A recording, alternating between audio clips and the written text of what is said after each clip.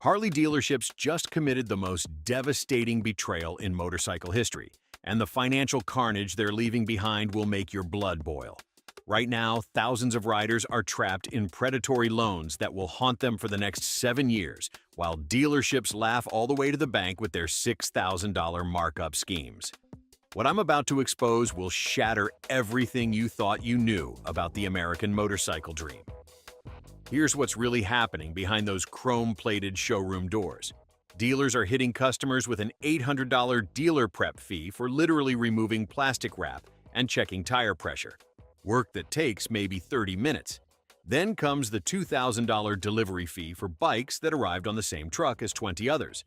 But wait, it gets worse. They're tacking on 4,000 market adjustment fees because apparently supply and demand rules don't apply to anyone else's business except theirs. But that's just the surface-level robbery. These same dealers are running the most elaborate con game I've ever witnessed in the motorcycle industry.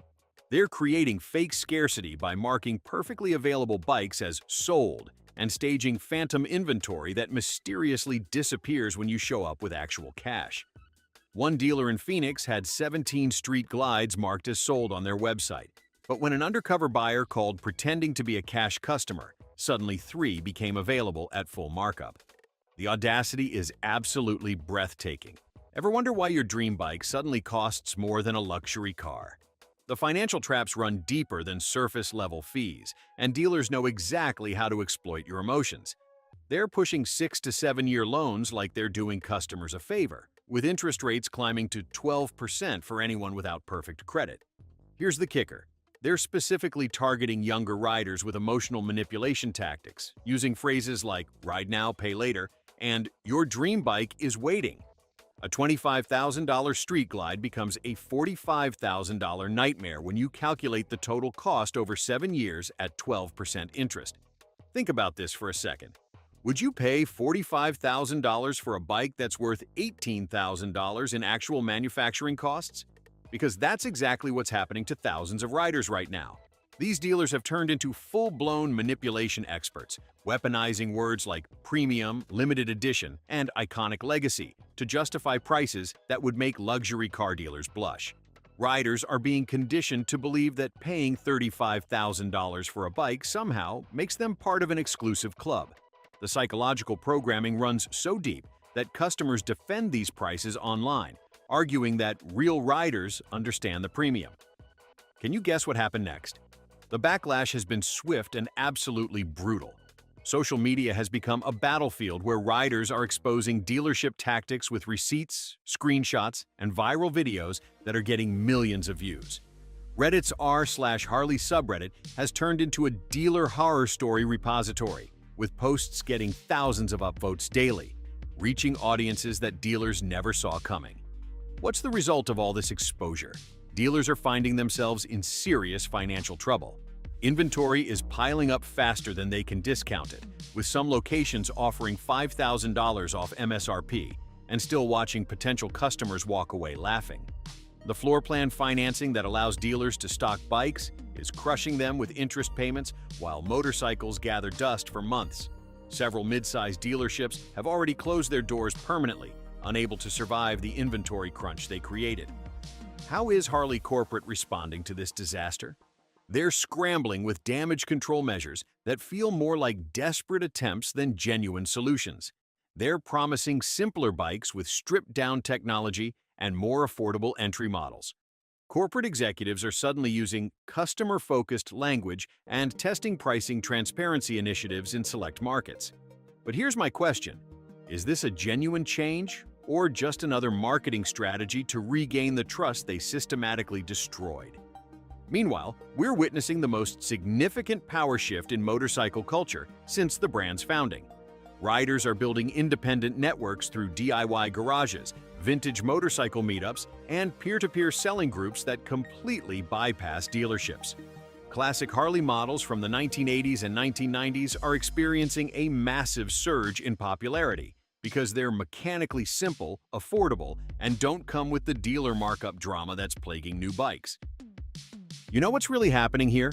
Brand loyalty is shifting away from corporate Harley toward these grassroots communities faster than anyone anticipated. Riders are finding more authentic connections with people who share maintenance tips, organize rides, and sell bikes at fair prices than they ever found at dealerships. The irony is absolutely delicious. A brand built on rebellion and independence is losing customers because it forgot those exact values that made it legendary. What's driving this community revolution? Riders are turning to technology and collective knowledge to outsmart dealerships completely. Apps that compare prices between dealerships, reveal hidden fees, and track financing offers have become essential tools for savvy shoppers. YouTube channels are breaking down complex financing terms and highlighting red flags that potential buyers should watch for. It's a new era of consumer empowerment that dealers never saw coming. But the real game changer? Dealership employees themselves are speaking out about the toxic culture they've been forced to participate in. Inside these struggling dealerships, sales managers are pushing their teams harder than ever, demanding impossible targets despite empty showrooms. Commission structures have been slashed, and hourly wages have stagnated, while the pressure to hit numbers has turned once passionate salespeople into stressed, overworked individuals just trying to survive. Union movements are stirring among mechanics and sales staff, with workers taking to social media to share stories of burnout and exploitation. Speaking of authentic connections and real community, if you're getting genuine value from this investigation into dealership manipulation tactics, hit that subscribe button, as it helps me continue exposing these industry practices that are affecting real riders with real money. Here's what's really shocking. Some dealership owners are responding to worker complaints with layoff threats and dismissing vocal employees outright, hoping to silence dissent before it spreads. Others are implementing anti-union policies, trying to break up collective efforts before they gain traction. But this heavy-handed approach is backfiring spectacularly. Stories of unfair treatment are going viral, drawing public support from riders who sympathize with dealership workers and are questioning Harley's management practices even more critically. The legal system is finally catching up, too. States like California, New York, and Texas are introducing consumer protection laws aimed specifically at motorcycle dealerships. These new regulations set clear limits on hidden fees and enforce transparent pricing. No more vague market adjustment fees that inflate prices by thousands. The Federal Trade Commission has launched investigations into dealerships accused of predatory financing, and Harley-Davidson itself is facing multiple class action lawsuits from buyers who claim they were systematically deceived. Community accountability has become a powerful weapon against predatory practices. Rider clubs are publicly naming and shaming dealerships known for unfair practices, compiling ratings based on actual customer experiences. Consumer advocacy groups maintain lists of trustworthy dealerships, helping new riders make informed decisions. Through collective vigilance, riders are ensuring that dealerships can no longer operate unchecked. But here's the billion-dollar question that's keeping Harley executives awake at night. Can Harley-Davidson actually bounce back from this self-inflicted wound? The company built a century-long reputation on freedom, authenticity, and the open road. But their dealer network has transformed into everything riders traditionally rebel against. Corporate greed, financial manipulation, and fake scarcity are the complete opposite of what motorcycle culture represents. I think we're witnessing either Harley's biggest comeback opportunity or the beginning of their end as a cultural icon. The riders have spoken with their wallets, and the message is crystal clear. They're not impressed. Independent shops are thriving, used bike sales are booming, and younger riders are choosing brands that actually respect their intelligence and their money. The real tragedy here isn't just the financial damage to individual riders, it's watching an American icon systematically destroy the very culture that made it legendary. Harley-Davidson used to represent rebellion against corporate manipulation, but now their dealers are the ones doing the manipulating. The brand that once symbolized working-class freedom has become a symbol of financial exploitation. Will Harley Corporate step in and completely clean house before it's too late? Or will riders continue walking away from dealerships and toward communities that actually value them as people rather than profit centers? The next 12 months will determine whether this brand survives its own success or becomes a cautionary tale about corporate greed destroying cultural legacy. The choice is ultimately yours as a rider and consumer.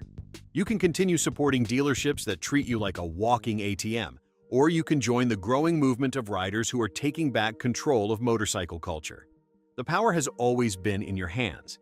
Maybe it's time to actually use it and show these dealers what real freedom looks like.